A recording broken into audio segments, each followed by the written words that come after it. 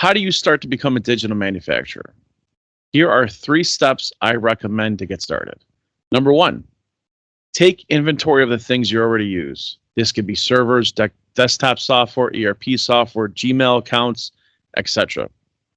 If you use it, write it down. Number two, research some software that is comparable to what you're using, but make sure that it is cloud-based. I'm biased towards Microsoft software because they offer a full suite of every software you'll most likely need to run your business. The software is integrated, and I personally love the digital vision that Satya Nadella has, who is the CEO of Microsoft.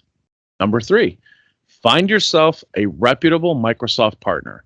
They don't have to be local, but they should have a gold competency in something to get started.